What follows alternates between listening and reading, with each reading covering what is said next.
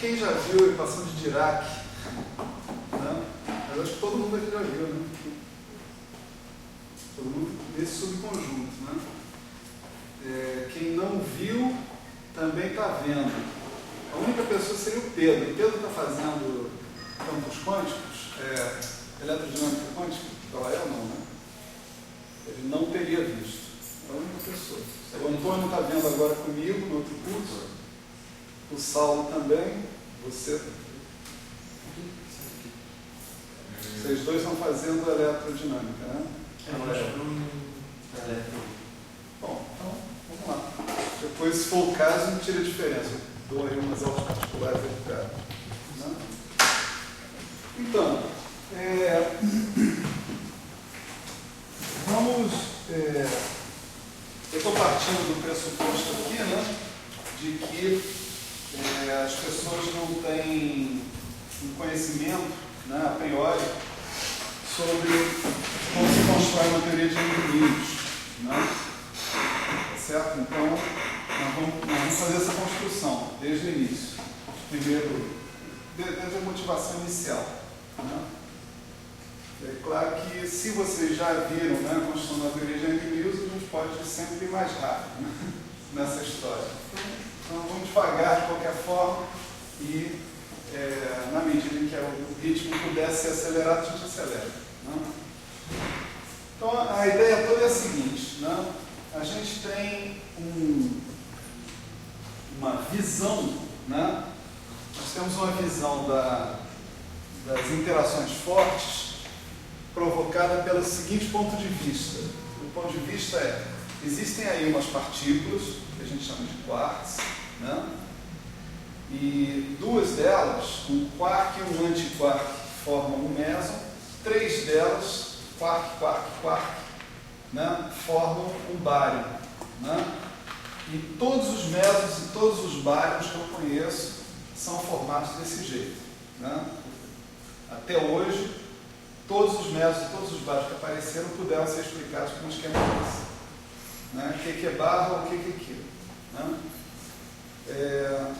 Agora, quando a gente fala que foram formados, né, dessa maneira, né, a gente quer dizer exatamente o quê? Né? A gente quer dizer uma coisa parecida com aquela história de o átomo de hidrogênio é formado por um elétron e um próton. Né? É isso que a gente quer dizer. Para a gente poder falar isso, foi preciso que a gente desse uma interação entre o elétron e o próton. Certo? Certo? E foi preciso que eu descrevesse, né, os graus de liberdade corretos do problema, né, com operadores quânticos, etc. e tal. Né? Então eu tenho que fazer uma coisa similar em relação aos quarks. Quer dizer, eu tenho que propor uma teoria dinâmica para essas partículas. Uma teoria dinâmica que vise, pelo menos vise, né, explicar a longo prazo como é que eles se juntam para formar mesons, para formar bários. Certo? Bom, a maneira da gente propor teorias dinâmicas, né, é através da teoria quântica de campos. Isso ficou bastante claro, né, em meados da década de 30, meados para o final da década de 30, quando as pessoas estavam tentando descrever a teoria dinâmica para o elétron, né? Que foi depois chamado de eletrodinâmica quântica. Né? Então, quando se tentou fazer uma teoria quântico-relativista para o elétron, né, desembocou numa teoria, numa equação relativista chamada equação de Dirac, né, envolvendo uma função de onda. E essa interpretação de função de onda não deu muito certo. Né? Ela era carregada de paradoxos e, além do mais, ela fazia com que você saísse de uma teoria para uma partícula para uma teoria para um número indefinido de partículas. Né? Quer dizer, o Dirac, para poder estabilizar a teoria dele, foi obrigado a propor um mar de elétrons de energia negativa. Né? Quer dizer, todos os níveis de energia negativa negativa preenchidos com elétrons desses níveis, de modo que a teoria pudesse ser estável, né, para partículas de energia positiva, graças ao princípio de exclusão de Pauli. Né?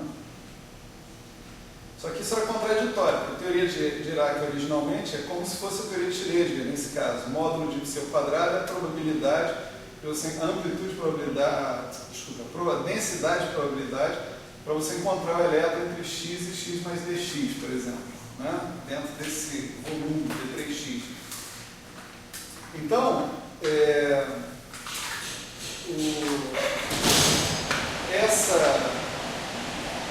essa interpretação de função de onda para o psi satisfazer a equação de Schrödinger mantinha essa história de que o psi tinha a probabilidade 1 de ser encontrado em algum lugar no espaço. E se o psi em algum momento sumia, né, como é que ficava essa probabilidade? A probabilidade do que ser encontrado em algum lugar no espaço se o psi desaparece? Né? Então você precisava de outro tipo de teoria onde esse tipo de coisa pudesse ser acomodado, né? Essa coisa das partículas serem criadas e aniquiladas.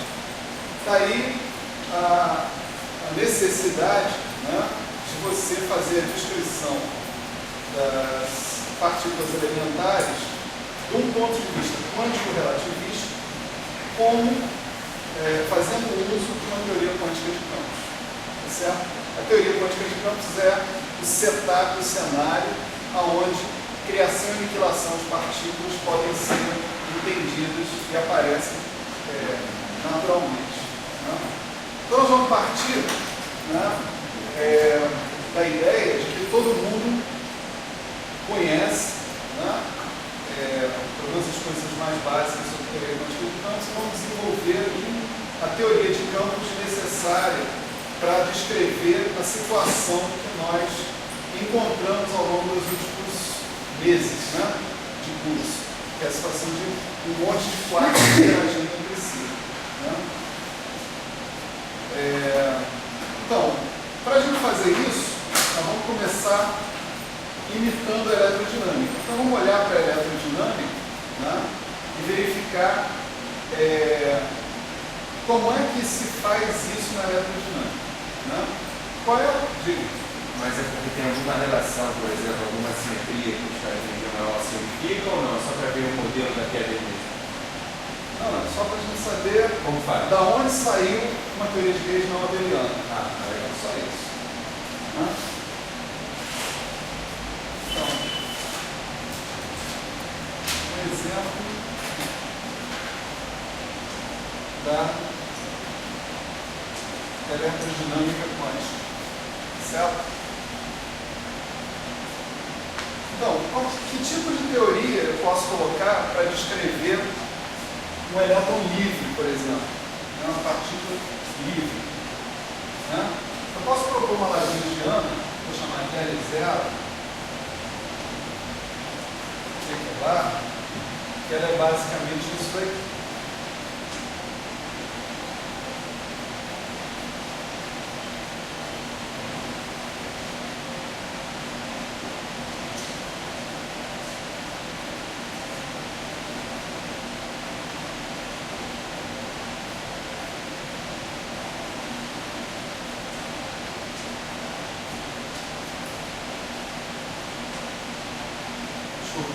Tem que ser não abeliano mesmo?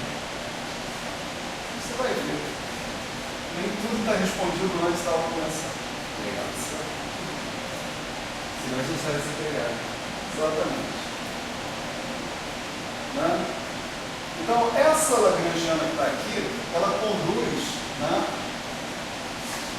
as equações de movimento que você tira dela são exatamente essas aqui.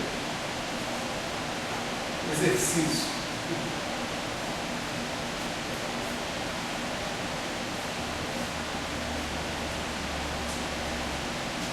Certo? Então, o Q de x satisfaz a equação de Dirac. Aí aqui nós temos vários poréns. Né? Qual é a natureza desse Q de x? Né? Como eu disse, nós vamos fazer uma teoria quântica de campos. Então, nesse caso, esse Q de x vai ser um operador de campo.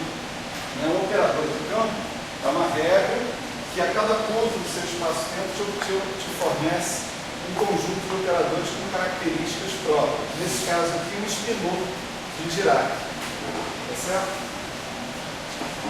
Então, essa equação que a gente está vendo aí pode ser vista como uma equação de Heisenberg.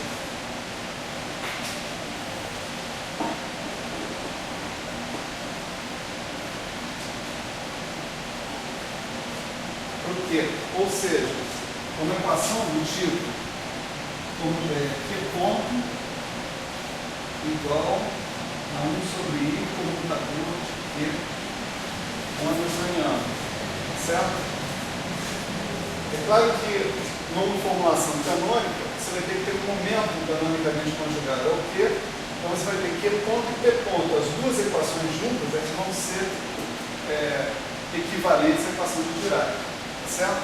Então você pode encarar essa equação que está aqui como uma equação de Heisenberg para esse operador de campo Q de x. Certo? Mais uma vez, a questão aí é a seguinte: esse Q de x que está aparecendo aí só é capaz de descrever partículas livres.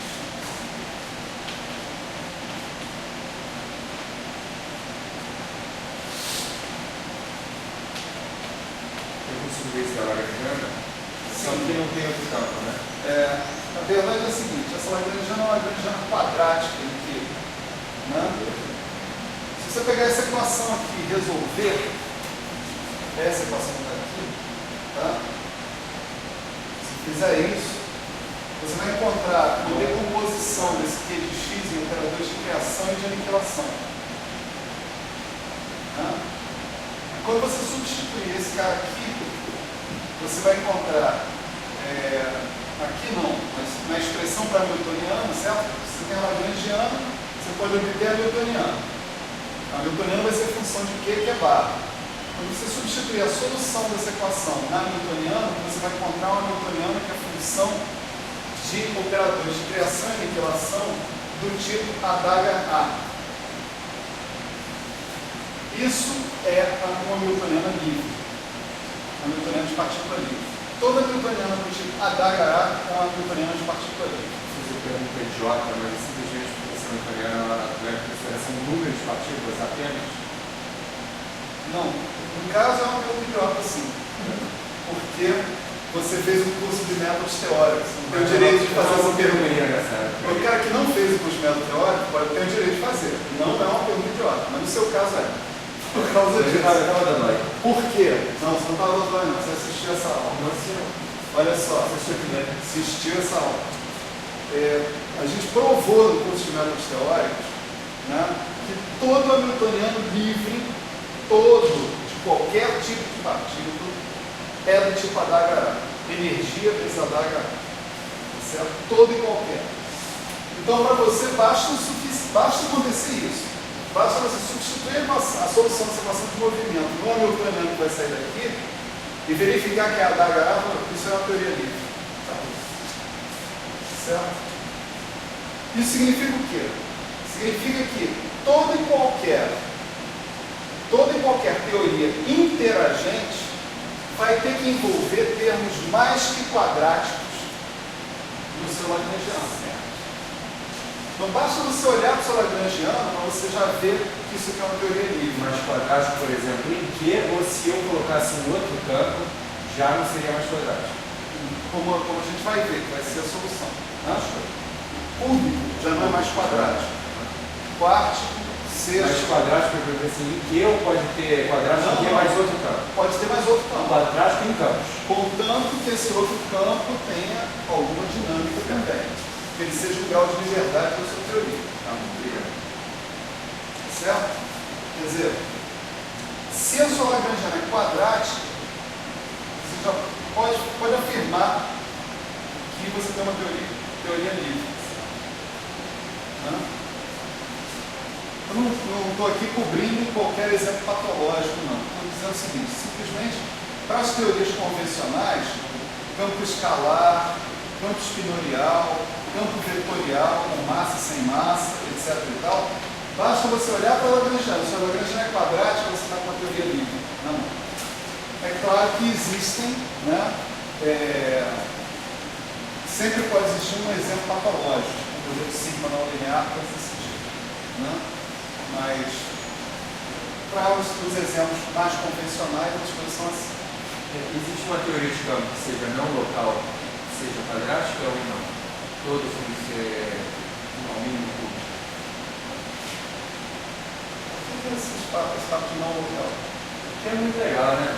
Não é muito legal, não, é horrível. Você gasta um tempo desgraçado para propor um negócio local, para satisfazer o princípio de decomposição de cluster. Entende? Agora você vem com um treco não local para cima de mim. Tudo bem que ele vai chegar no local, né? Não tem nada de não local, não.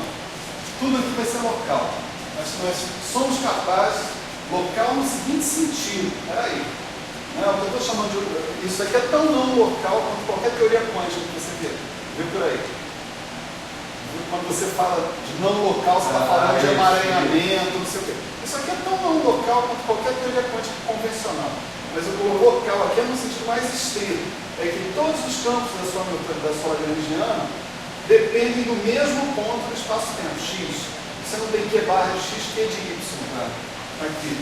Isso é que é uma teoria de campo não local. E isso é um negócio profundamente desconhecido.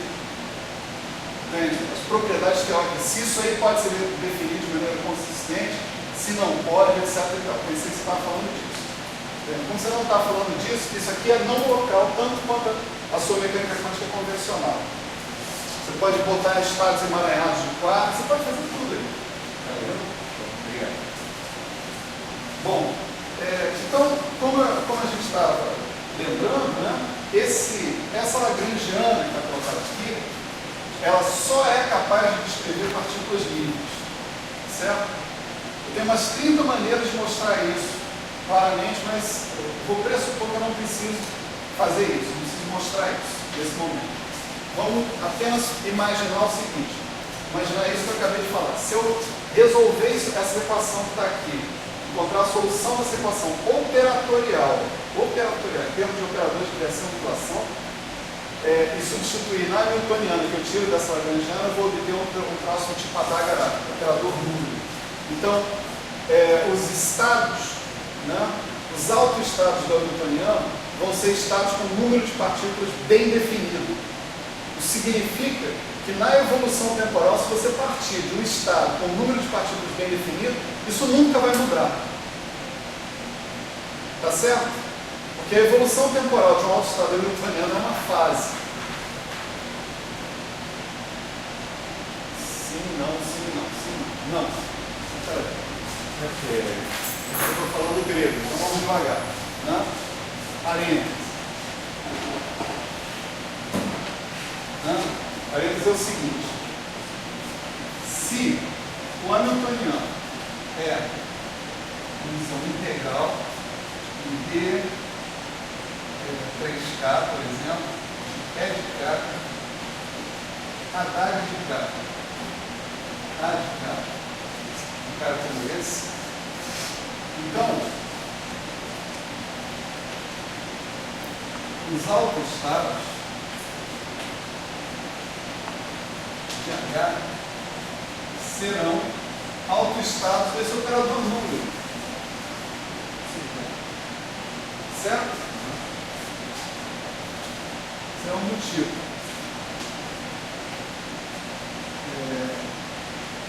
N de K1, N de K2, assim por diante. Onde N de K1, por N de K1 estou indicando que tem N1 de K1, N2 de K2, tem N1 partículas com momento em K1 e os outros números quânticos associados, N2 partículas, etc. Então, se eu aplicar H, né, nesse cara que está aqui, que eu vou obter alguma coisa assim, integral de 3K de N1 de K1, N1 de K1, E de K1, mais N2 de K2, E de K2, mais assim por diante, vezes o mesmo estado.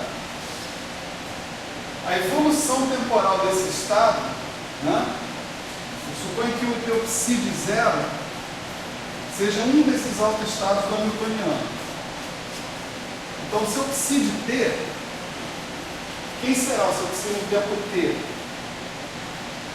Essa exponencial, né, de I menos I t sobre H cortado, que é 1, né, vezes o estado original. Mas o estado original é um estado com um número bem definido de partículas. O estado psi de zero. Então o estado psi de t vai ter exatamente o mesmo número de partículas e com os mesmos momentos. Então não aconteceu nada com essas partículas. Então vão continuar lá eternamente. Se a partícula 1 estava com o momento K1, a partícula 2 vai estar com o momento K2, a partícula 3 com o momento K3, vai continuar assim para sempre. Que o máximo que vai acontecer é uma variação de fase. Então isso é uma situação que indica que essas partículas não interagem. Tá certo? Para que as partículas interajam, para produzir interação,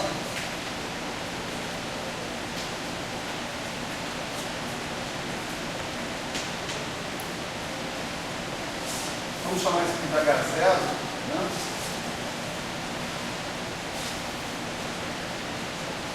Então você tem que imaginar que o teu hamiltoniano não é o H0,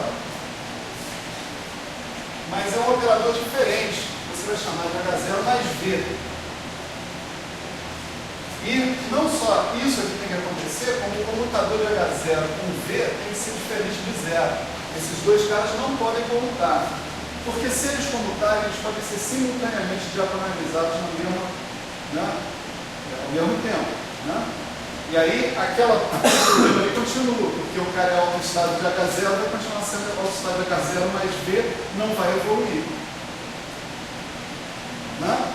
Então, nesse caso, sim, né, se o meu psi de zero, né, é um estado com um número definido de partículas, não, só um minuto. Então, a evolução temporal do seu psi de t, tá certo? Vai ser o seguinte, vai ser somatório sobre todos os n, exponencial de menos i é n t, n 1 de K1, n2 de K2, assim por diante. Esse cara aqui tem uma evolução temporal não trivial. Todos os NIs. Né? E, nesse caso, admite-se a possibilidade de você trocar o número de partículas. Então, quando você evolui temporalmente, sendo hamiltoniano um cara que é dessa maneira, o que você ganha é que aqueles estados anteriores que estavam associados a número definido de partículas evoluem também. Eles podem mudar e se transformar em estados onde você tem flutuações no número de partículas. Ora, esse tipo de processo é o processo que eu quero descrever, que eu aprendi que existe em 1935. Eu aprendi que existe aniquilação de eletrocompósito, tá certo? E eu aprendi que existe criação de pares eletrocompósito. Então eu aprendi em 1935, com o Dirac, com o Anderson, com esses caras todos, que o número de partículas não se preserva a energia e momento. Tá certo? Essa é uma situação disso que pode acontecer. Agora sim, pode fazer isso aqui. Agora que o Moser não travei nessa forma, nessa expressão aí, não estou conseguindo ver como vai mudar o número de partículas, porque vai ter um somatório em NI, mas a notação é que está descuidada, entendeu? É só isso, cara. Entende? Você quer que eu detalhe isso? Eu vou detalhar. Não, tudo bem. Mas isso vai ficar um saco de detalhar isso aí. Inclusive para você ver. Tudo bem. E assim, aqui eu estou querendo dizer o seguinte: o estado original, que era esse aqui, então vamos imaginar o seguinte: o estado original é um elétron de momento P1 e um fóton de momento P2. Certo? Então, a tua energia vai ser isso aqui. é de P1 mais energia do fóton, P é do elétron de P1 mais energia do fóton de P2. Certo? Vou tirar esse negócio para jogar. Aí, isso aqui continua valendo. Agora vamos particularizar a coisa para isso aqui. Elétron, P1, fóton, P2. Né? O resultado aqui vai ser E1, P1, E2, P2, E3, P3, EK, PK, gama 1, K1, gama 2, K2, gama L, PL, somando sobre todos os estados. Isso aqui é impossível, inclusive, escrever assim, dessa maneira. Soma sobre todos os estados com todos os números de partículas, onde isso aqui é a energia desses caras, associada com eles. Ou seja, o autoestado do H0. Isso é um autoestado do H0, aplica o H0 lá e tira a energia. E ali, então, eu tenho uma pequena interagente com relação a ser quadrático ou não. Basta que ele seja um termo potencial, mais um termo ali só, que seja o relacionamento ao V, que não seja quadrático. Você está fazendo perguntas que não pertencem a esse curso, cara. Eu me enrolo muito, né? A gente já respondeu essas perguntas, Saulo.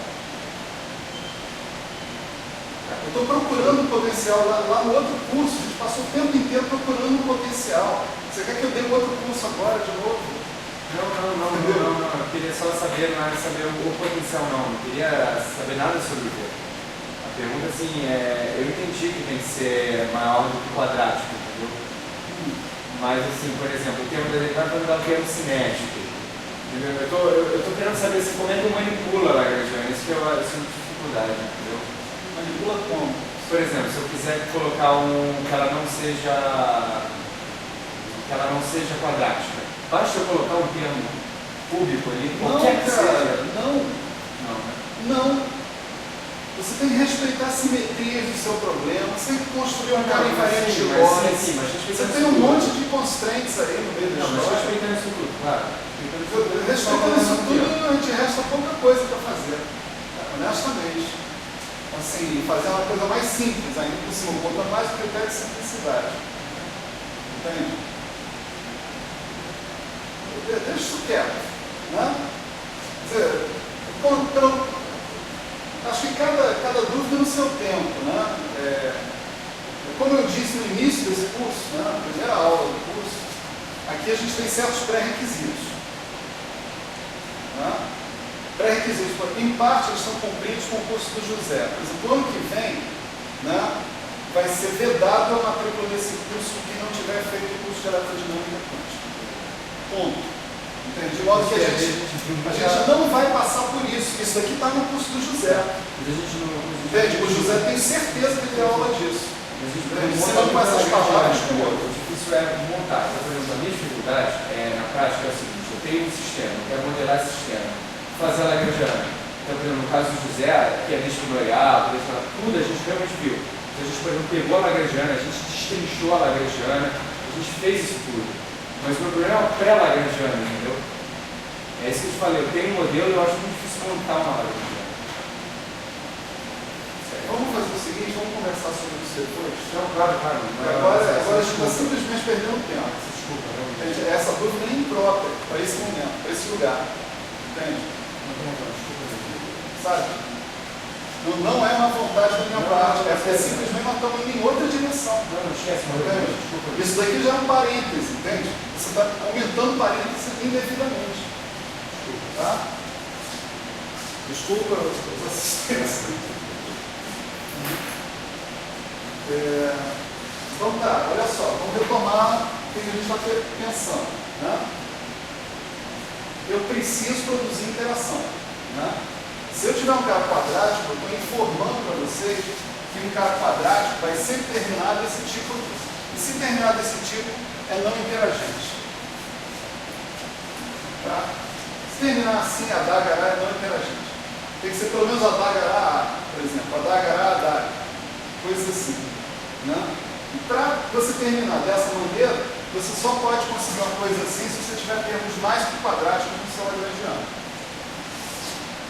Ponto.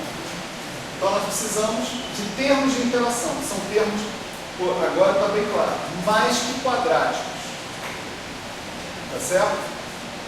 Precisamos produzir termos mais quadráticos. Mas não é só produzir termos mais que quadráticos. Aí vai em cima da sua dúvida. Né?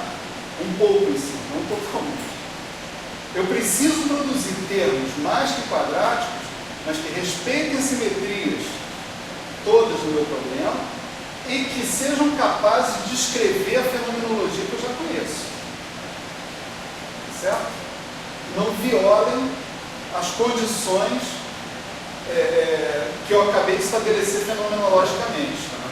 Se eu tenho conservação de estranheza, conservação de número bariônico, conservação de hipercarga, eu não posso violar essas conservações com o meu termo. Então, o meu potencial, ou seja, o meu termo que eu vou adicionar ao meu hamiltoniano ou ao meu lagrangiano, né, tem que levar em consideração não só a simetria de Poincaré, como todas as outras simetrias internas possíveis que o meu sistema for obrigado a obedecer. Certo? A pergunta é que, nisso ele Saulo tem razão,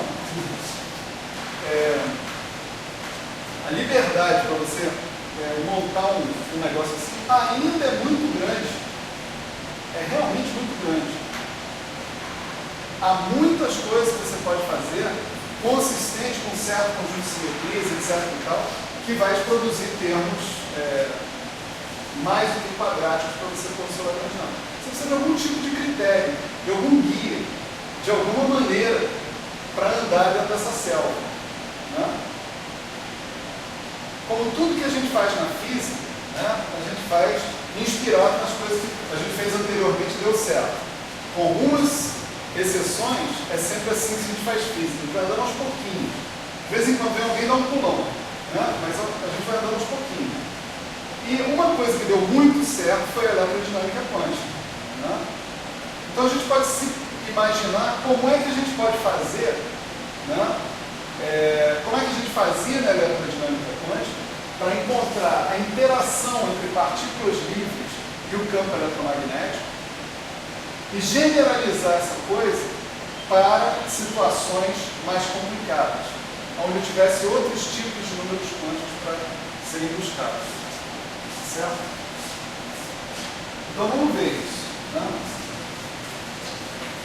Então, problema.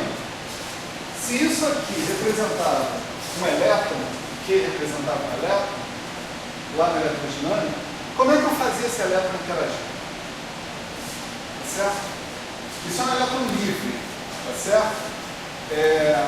Essa lagrangiana, a menos de uma clara divergência, é praticamente a única lagrangiana que você pode ter com um elétron livre. Não tem escolha. Você fala, partícula de spin meio massiva.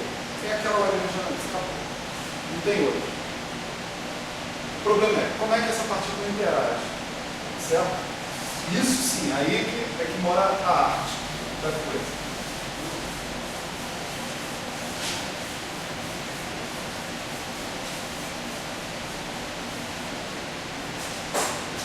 Bom, lá na eletrodinâmica, a gente pode observar uma coisa que está aparecendo aqui, que é o seguinte. Essa lagrangiana possui uma simetria, né? Ela possui uma simetria que não tem aparentemente nenhum tipo de significado físico. Pelo menos para começar. A simetria é perante transformações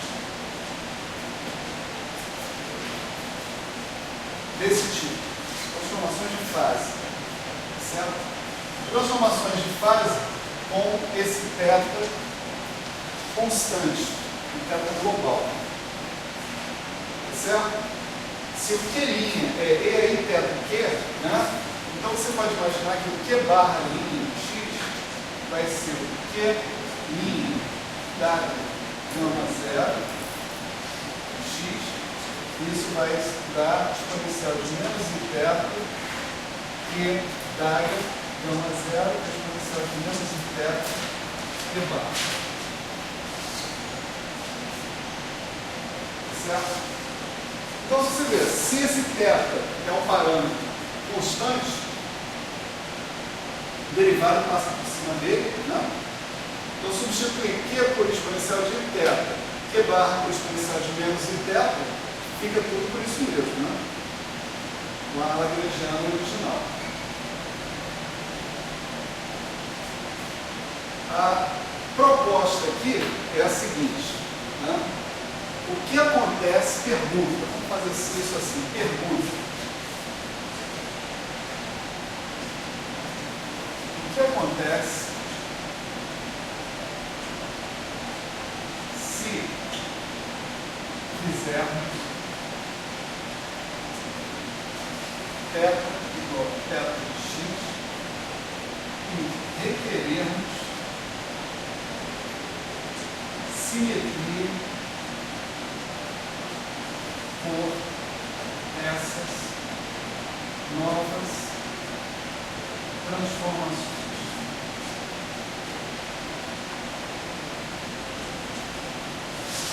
Tá? Então, eu estou transformando uma simetria que é global, certo? Ou seja, o θ é constante ao longo de todo o espaço-tempo, numa simetria que é local, ou seja, o θ varia de ponto para ponto no espaço-tempo. Então, se eu fizer isso na base da ignorância, né, eu simplesmente falar agora, olha, Q' igual a exponencial de θ de x, Q de x, e portanto, Q barra min vai ser exponencial de menos θ de x, Q barra de x. Se eu fizer essa transformação aqui na ignorância, essa lagrangiana aqui não vai permanecer invariante. Esse termo aqui permanece, mas esses termos aqui têm uma derivada. A derivada vai atuar em cima do exponencial e vai produzir termos a mais.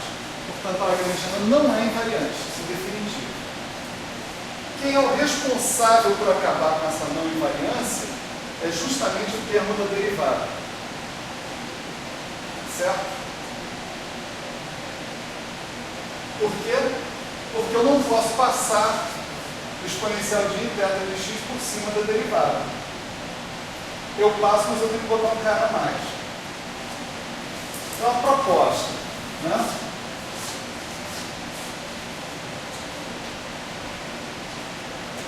Modificar a derivada.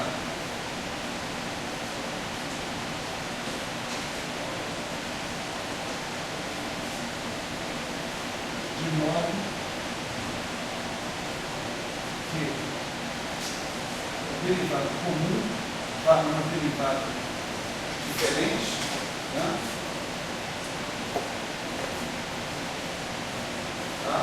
De modo que esse dmi que min seja exponencial de θ dmi. Se eu tiver uma modificação da derivada onde isso aconteça, vocês concordam que isso aqui volta a ser invariante? Se no lugar de dmi tiver um dmi grande, tá certo? No lugar desse d onde tiver um d grande, essa lagrangiana é simétrica pelas transformações novas agora, locais.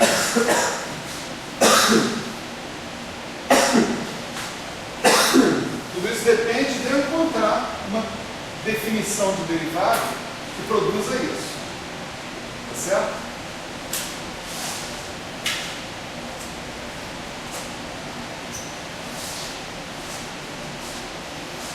Então, existe ou não existe uma definição de derivado que vai produzir esse negócio daí, mantendo ao mesmo tempo as propriedades boas de uma derivada, tipo regra de Leibniz, linearidade, coisas desse tipo, né? Resposta: existe sim, né? Nós vamos propor que a derivada nova ela seja a derivada antiga, mas um termo que, em primeiro lugar, é linear, né, no objeto que você está derivando e conduz um outro cara aqui que carrega o tal do índice de Lorentz que a gente precisa. Certo?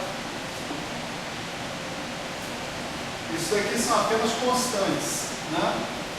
Supondo que, por exemplo, que esse cara aqui fosse real, né?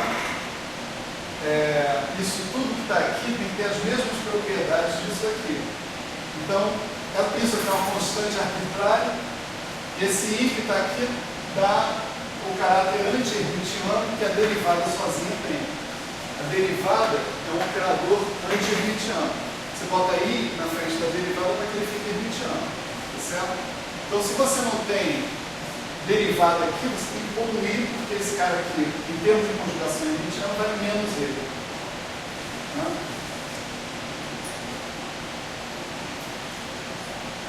Legal. Então vamos impor essa condição agora, essa que está aqui, e vamos ver o que acontece. Né? Eu não sei que objeto é esse amigo que está aparecendo aí. Né? Tem que descobrir.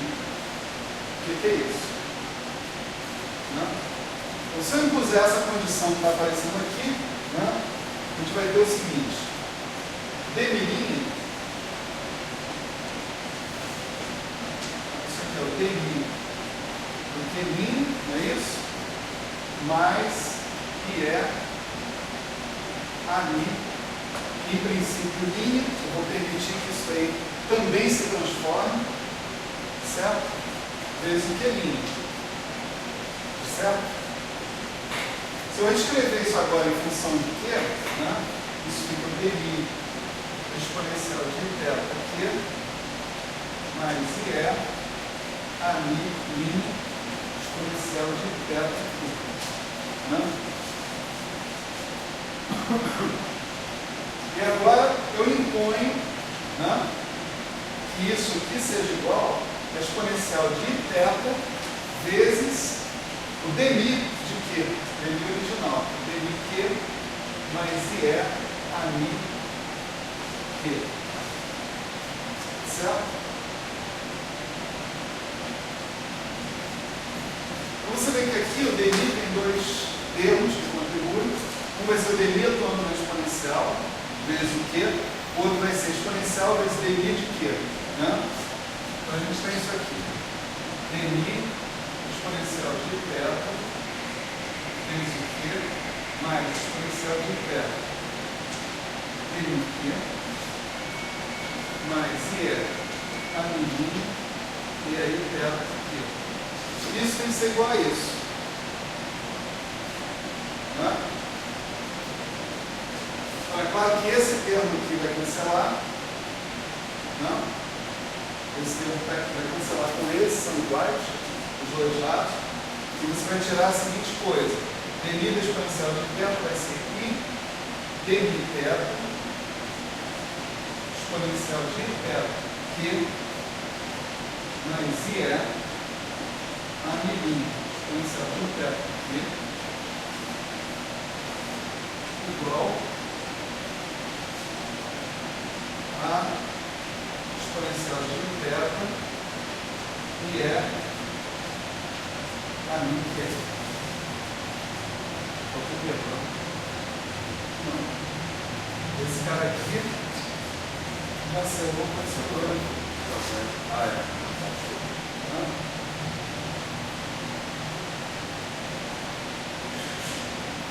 Bom, eu não quero condição nenhuma sobre o θ nem sobre o Q, eu quero sobre o amigo. Então eu posso imaginar que eu estou falando de alguma coisa envolvendo os coeficientes de exponencial de θ Q nessa história.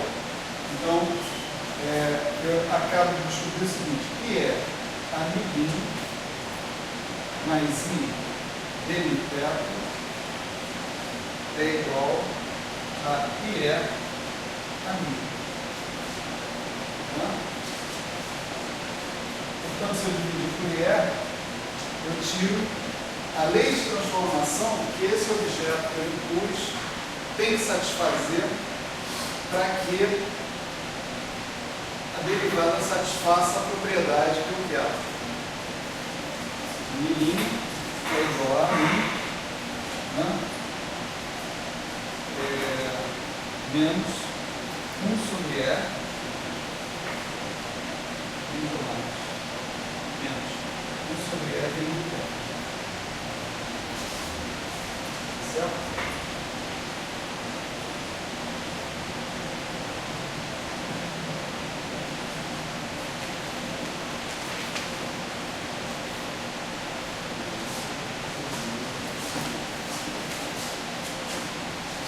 Então, se eu vier aqui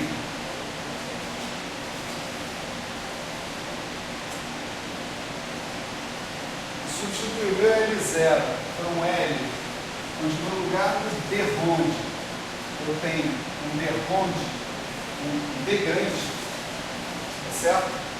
No lugar do D ronde que é barra, eu tenho um D mi que é tudo isso barra, tá certo? Pela minha construção que está ali, né, esse objeto vai ser invariante perante essas transformações locais que estão aí. Vou só calcular quem é o D ronde grande que é barra, né?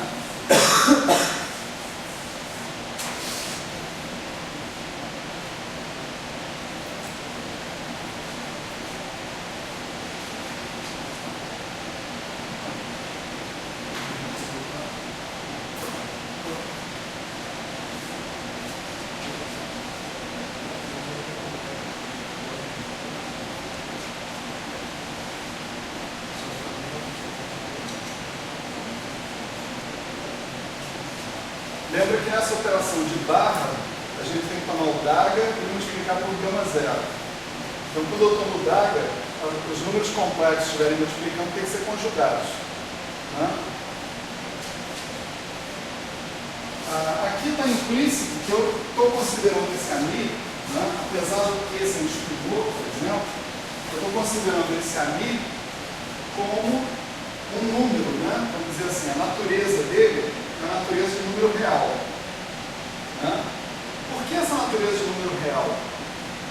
Você vê que o θ é um número real. Né? θ é uma função real. Né? Então, os valores de θ e x são valores reais.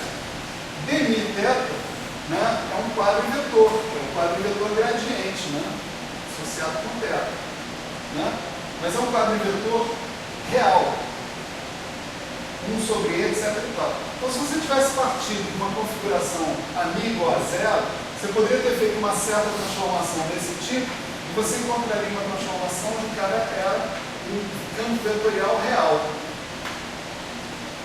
Então, para você ter consistência entre os dois lados, para você não estar somando banana com laranja, é bom você partir de que o AMI seja um campo vetorial real, para que o dmi θ tenha a mesma natureza sempre que o AMI.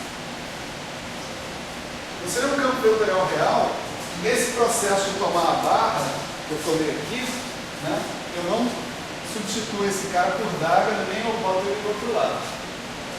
Certo? Ele é real.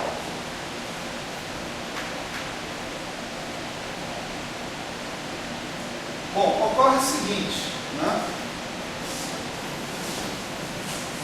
Que teoria é essa, né, que a gente obteve dessa maneira?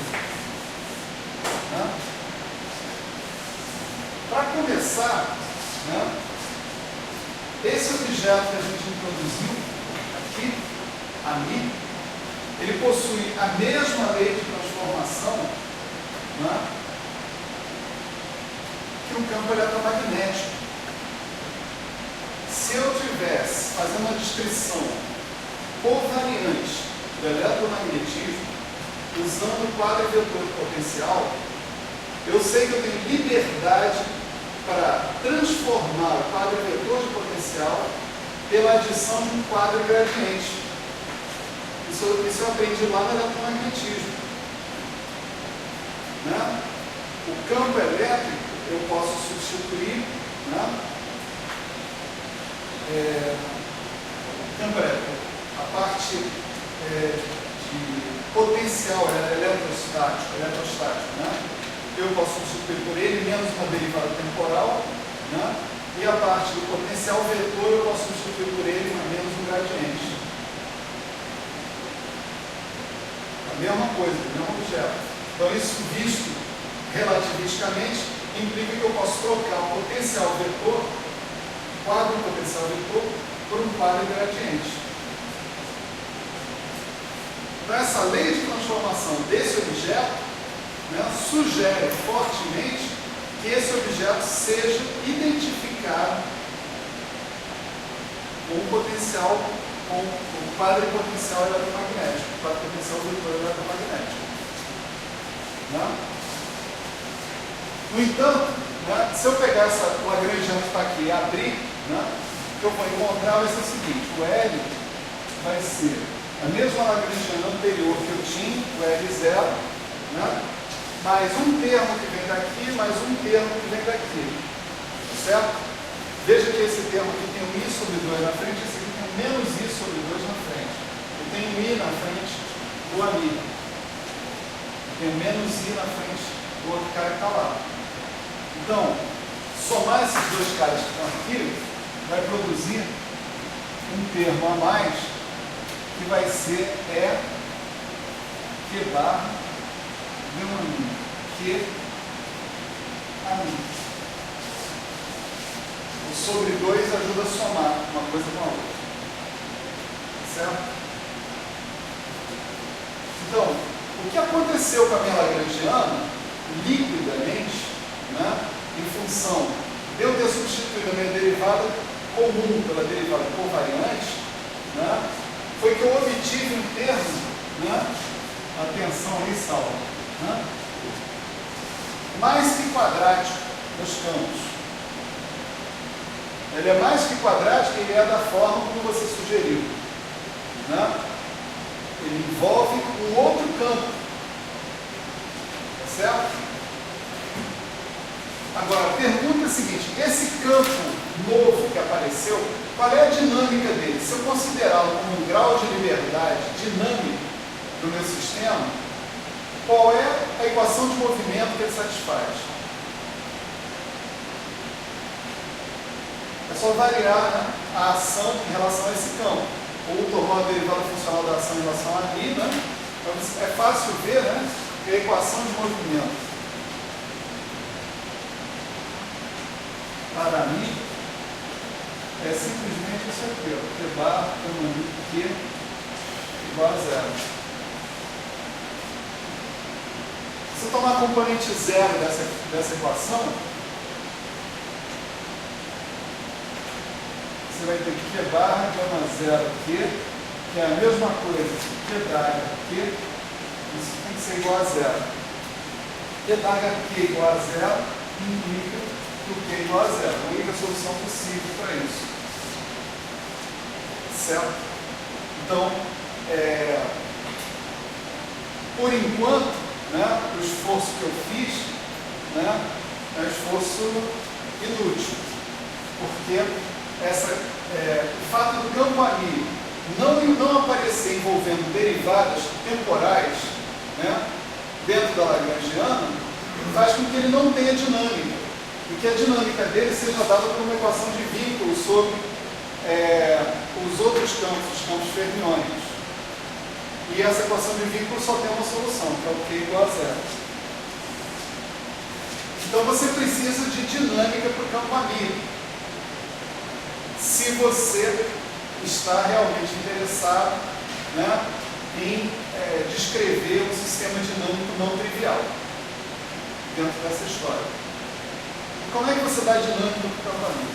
Botando derivados temporais lá, né, fazendo com que o cara possa vir a ter uma equação de movimento, ou seja, ddt ou d2dt2, alguma coisa desse tipo, né, de algum operador envolvendo o tempo, né, dando zero. Né? Só que nós estamos numa situação relativisticamente covariante. Então, se eu colocar derivadas temporais, eu tenho que colocar derivadas espaciais no mesmo pé de igualdade. Tá certo? Então a pergunta é a seguinte: usando, né, eu estou numa teoria relativista, então eu não posso pensar na dinâmica só em termos de derivadas temporais. Eu preciso, se eu envolver derivadas temporais, eu envolva de maneira covariante as derivadas espaciais para que eu tenha uma descrição relativisticamente covariante. Tá? Então, eu tenho que pensar o seguinte: eu preciso de termos envolvendo derivadas do campo amigo. E mais do que isso, eu preciso de termos escalares, porque na minha lagrangiana, a regra do jogo da teoria quântica relativista é que o lagrangiano seja um escalar. Tá certo? Essa é a regra do jogo. Então, como é que eu monto um termo como esse, e ainda mais, sem estragar a minha lei de transformação local? Lembra do seguinte, isso é altamente não trivial. E quem estragava a minha simetria local era justamente um termo de derivada. Tá certo? Então, se eu não botar um termo envolvendo derivados do ami, eu tenho que fazer isso sem estragar também a minha lei de transformação local. Tá certo? Como é que eu resolvo isso? Né? Quer dizer, é óbvio que existe uma tentativa e erro aí, né? Você bota termos envolvendo derivadas, todos os termos possíveis de ordem quadrática, etc. e tal, vai reduzindo isso, né, e encontra menos uma derivada total a resposta que você está precisando. É possível fazer assim. Aliás, é assim que é feito lá na medicina de São Zubero, né? Mas aqui nós vamos fazer de um jeito que a gente consiga generalizar para outras situações que a gente vai precisar. Esse jeito é o seguinte: em que outro lugar na física a gente ouve falar de derivada covariante? Relatividade geral, certo? Qual o papel da derivada covariante lá na relatividade geral? Né?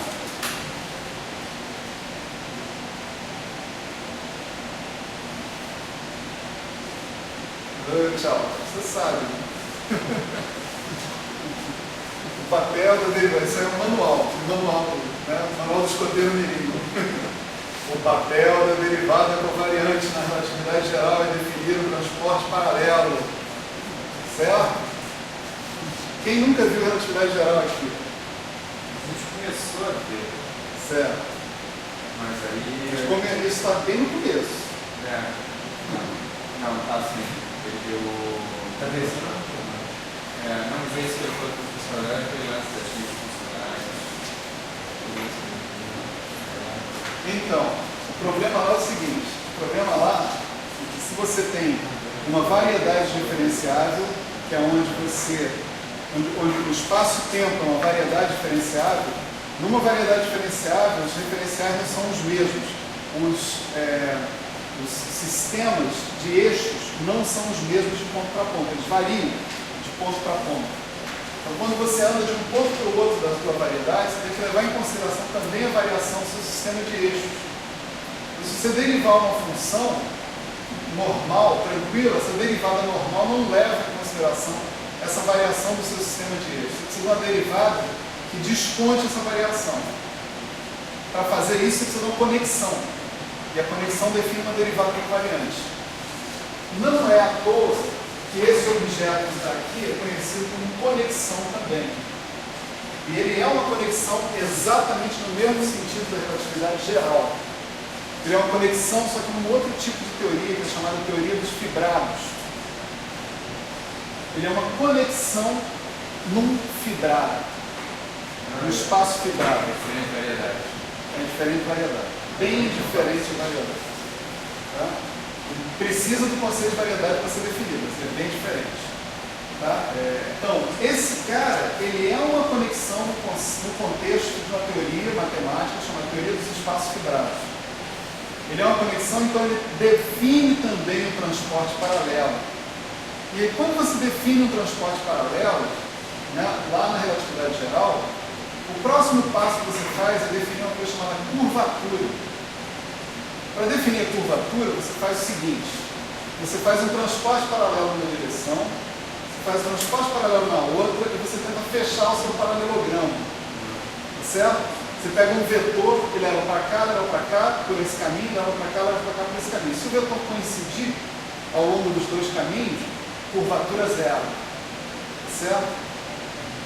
Se o vetor não coincidir, tem curvatura aqui.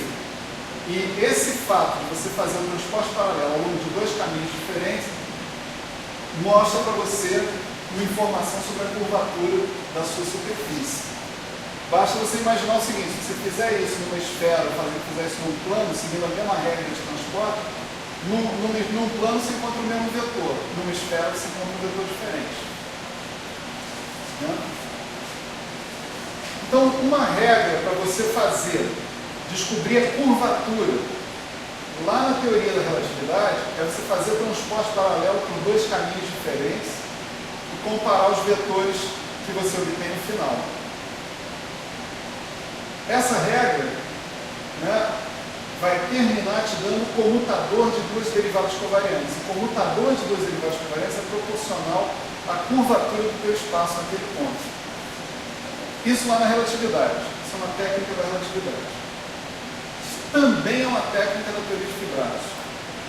Eu estou informando para vocês, eu não estou provando, né, naturalmente, isso não é a primeira vez que acontece nesse curso, que aquele ali pode ser visto como uma conexão.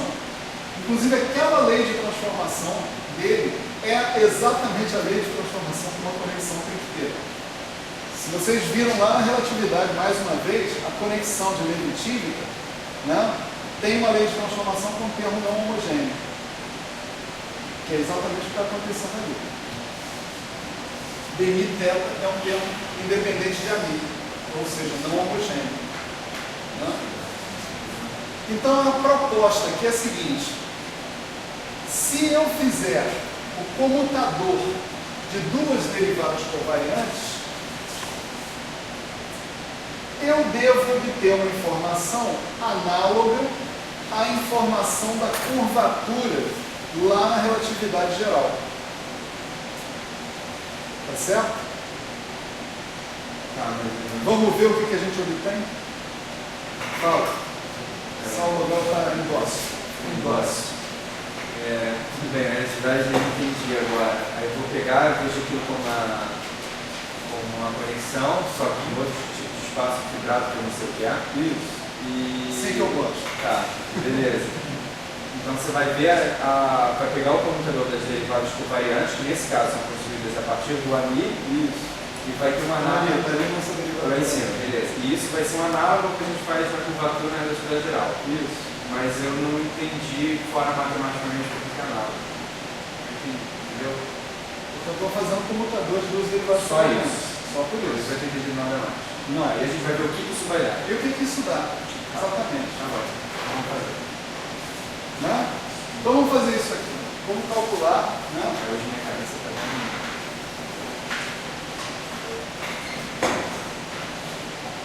Comutador entre duas derivadas covariantes. Minha língua está coçando para te perguntar onde é que eu estudo sobre fibrados, mas eu não vou perguntar. Não, você não vai perguntar. Como essas casas são derivadas, né? É sempre bom colocar uma função teste aqui na frente para a gente não tomar surpresas, né? Desagradáveis, né? No final das contas. Depois a gente tira. No final da conta a gente tira a nossa funçãozinha, né? Então isso aqui é dmi mais I menos, né? I é aí, comutador com dmi menos I é aí. Certo? Então aqui eu posso distribuir esse comutador, né? Eu vou ter o comutador de dmi com dni, por isso eu estou no F, né? Derivadas comutam, né? Normalmente, dni igual a dni. Então, esse primeiro comutador que eu posso cancelar. O ami eu já disse que é um número, né? Então, comutador de um número contra o número também dá zero, né? E vai sobrar duas coisas aqui, são menos IE, né? Comutador de dmi com ami mais comutador de ami com dmi, tudo atuando no nosso F. Certo? Agora vamos abrir esses dois computadores aqui, que é a maneira mais fácil e mais rápida de fazer isso. Isso é menos IE vai ser dmi, ani, f, tá certo? Menos ani, dmi, f, né? Mais ani, dmi, f, menos dmi, ani, f. Agora, esse cara aqui eu tenho que lembrar que ele tem dois termos, certo? Então isso aqui dá um dmi,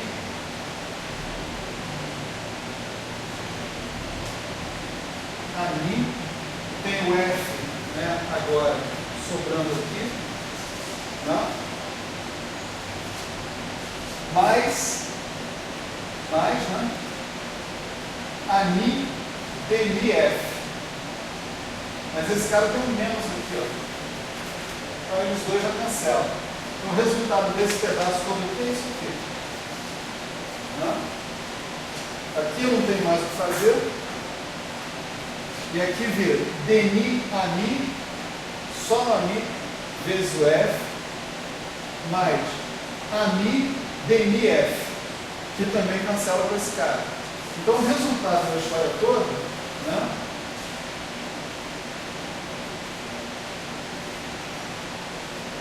é isso aqui, onde as derivadas só atuam, né, nos caras que estão aqui dentro do parênteses, não atuam no f não. Certo? Agora eu posso tirar o f da jogada, né?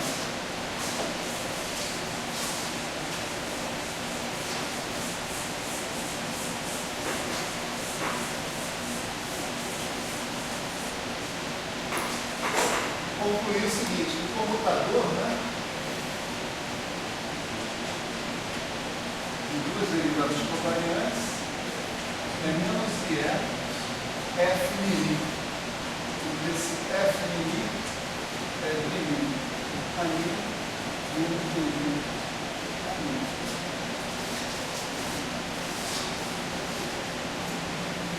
Esse cara também já apareceu antes na vida de todos nós. Né? Ele é exatamente, né, tensor de intensidade de campo do eletromagnetismo. Né? Agora a gente está vendo ele com outros olhos aí. Né? A gente está olhando para o tensor de intensidade de campo falando assim, ele é a curvatura de um certo espaço onde o ani é a conexão. Tá certo? Então ele pode ser chamado também de curvatura, se eu quiser, e não só de field strength, ou tensor de intensidade de campo. Né? Então calcular o comutador de duas derivadas covariantes me dá um objeto que envolve derivadas do ani em primeira ordem. Mas a grandeza desse objeto não é só essa. Né? A grandeza desse objeto é a seguinte. O que acontece, né, se eu calcular o linha, né, dessa relação aí que define o F mili? Né? Se eu calcular a transformação, né, de calibre desses caras que estão aqui. Ora, a transformação de calibre do dmi é assim, ó, exponencial de pi perto, dmi, exponencial de menos e beta. E do dmi é exponencial de beta, dmi, exponencial de menos e beta. Onde é que eu tirei isso? Né? Olha só.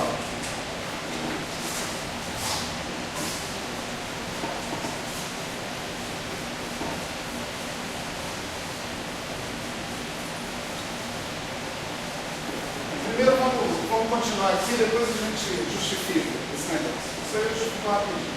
Né? Então, se isso aqui é assim, se dmi e dmi são assim, né? Então isso daqui me dá exponencial de θ, exponencial de menos θ. Certo? Isso aqui me dá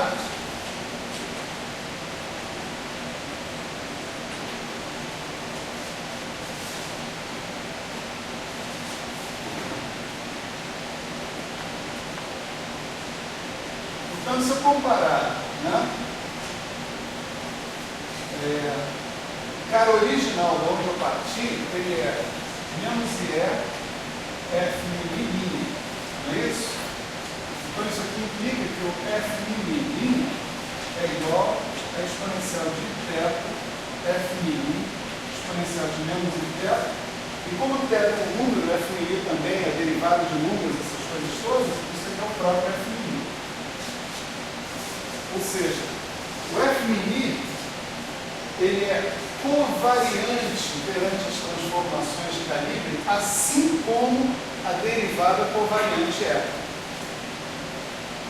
E no caso dessa transformação aqui, né, onde isso aqui é uma fase que simplesmente tudo comuta, ele é mais do que covariante, ele é invariante de calibre.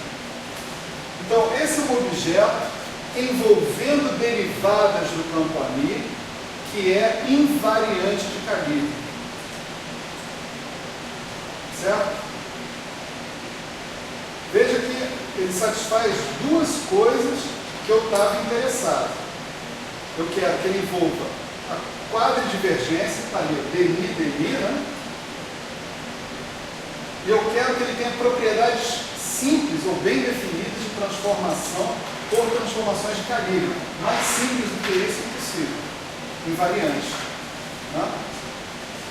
Vamos fazer um parênteses, né, só para analisar a transformação da derivada covariante. Né? Dmi, né? Então isso aqui é o dmi, né? E isso daqui eu sei que tem que ser exponencial de θ dmi Q. Tá certo? Então, para eu saber quem é o dmi, né, eu tenho que comparar um cara com o outro aqui. Então isso aqui é exponencial de θ dmi, exponencial de menos θ dmi. Tá certo? Portanto, o cara que faz a mesma ação com base no outro, né, vai ter que ser esse cara aqui. Daí que vem a transformação da derivada covariante. Certo?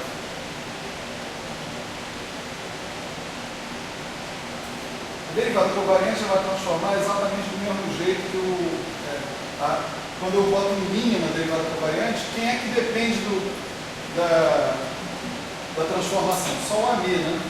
Então é só você transformar o AMI que você vai saber quem é o dmi. Mas essa é uma forma útil, interessante, da gente assumir a lei de transformação da derivada covariante. Ela é útil para vários casos mais importantes depois. Né? Bom, aí se eu quiser então agora resolver o problema que eu tinha aqui, de que eu tinha uma equação de movimento,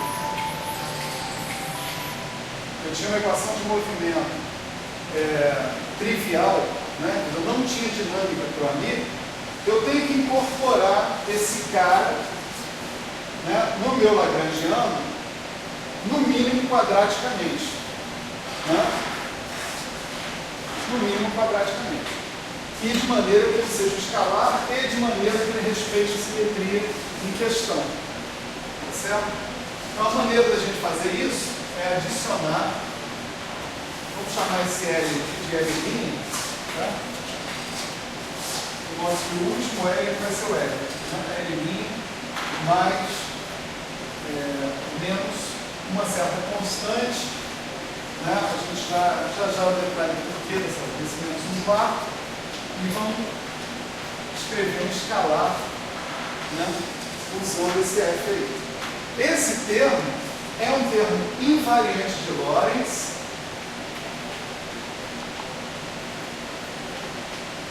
né? Invariante de calibre quadrático em Rami, certo? Portanto, se ele estivesse sozinho, ele geraria termos livres, certo? Ele geraria uma teoria livre. Aquele menos um quarto ali, ele está presente pelo seguinte motivo. Porque se agora você calcular a equação de movimento para ali, né? A equação de movimento para ali vai ser dμ de F igual a E Q barra gama mi Q.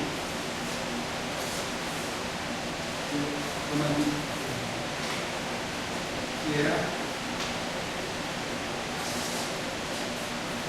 incorporar o E a essa definição, né? Que é isso que está. Ora, essas equações que estão aí são exatamente as equações de Maxwell. Certo? Então vamos rememorar o que a gente fez, tá certo? O que a gente fez foi o seguinte.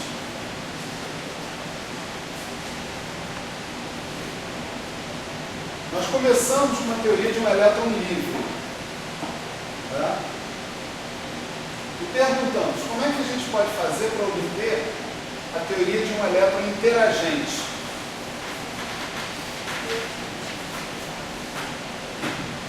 Nós verificamos a simetria que essa teoria que o elétron livre possuía, né? E transformamos uma simetria global em local. A gente ganhou, ao estabelecer que essa simetria é local, ao invés de global, nós ganhamos um termo de interação, esse cara que está aqui, e, impondo a continuidade da simetria de calibre, nós ganhamos um termo cinético também. O termo de interação, né, fez com que a parte da equação de movimento pro Ami virasse a parte das equações de Maxwell e, por sua vez, a parte das equações de movimento pro Q virasse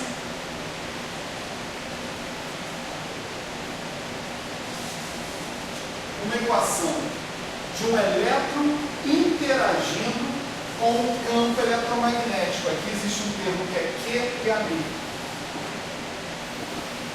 Essa interação é uma interação não linear.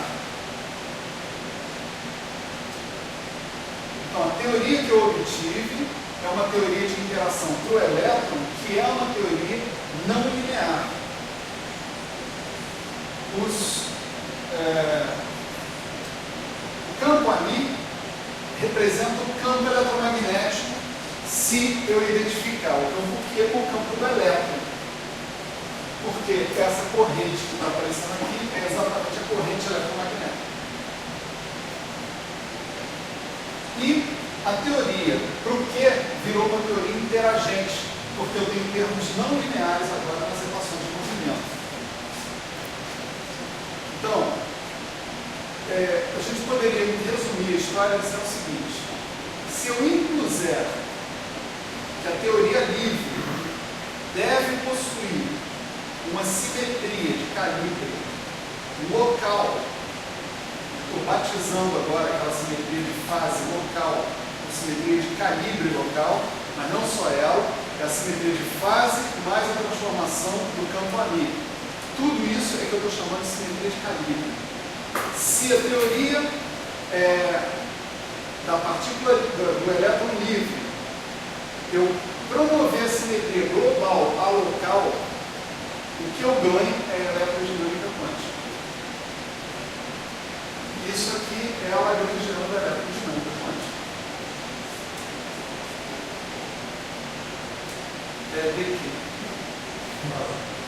Eu entendi tudo que você falou agora. Vi que quando a gente coloca a simetria para uma local lá, aparece a interação, mas em termos físicos, assim, se você, assim, fora o termo que aparece, você dizer o seguinte, assim, só essa pergunta, por que tem uma interação, a simetria tem que ser local? Não tem razão, Não tem razão mesmo. Não tem resposta. Isso é assim porque é assim. Né? Quer dizer, quem mandou descrever a teoria livre daquele jeito? Né? E você vai aprender, ainda não aprendeu, vai aprender no curso de métodos teóricos, que quem mandou foi a imposição da simetria de Poincaré. A simetria de Poincaré manda, tá, que a Lagrangiana livre seja exatamente aquela, com Bernoulli e Mino, ao invés de definir e covariante. Na Lagrangiana livre você não tem opção. Então com a simetria de Poincaré eu construo a Lagrangiana livre. Beleza, eu vejo que a interação tem que ter uma coisa. Aí, um critério para conseguir a interação seria você pegar a sua simetria global e transformar em local. Se você fizer isso, você consegue uma teoria realística, a teoria eletromagnética, a eletromagnética quântica. Se fizer isso, consegue isso. Você é obrigado a fazer isso? Não, não é obrigado. Mas parece que a natureza escolheu esse caminho. Certo? Na verdade, lá no outro curso, você vai ver mais uma coisa intrigante. Você vai ver que para descrever as partículas de densidade 1 de massa zero, você é obrigado a ter simetria de caminho. Lá o buraco é mais embaixo. E assim, você falou, beleza, assim, eu acho que a gente estava antes aqui na atividade geral, a gente tem uma interpretação geométrica. Você está dizendo que esse cara vai ser tipo uma curvatura, está relacionado com uma curvatura. Tem uma interpretação geométrica, mesmo que não seja no espaço-tempo, mas sim, claro. Pois é, isso eu não consigo ver. Você não consegue ver porque não é visual.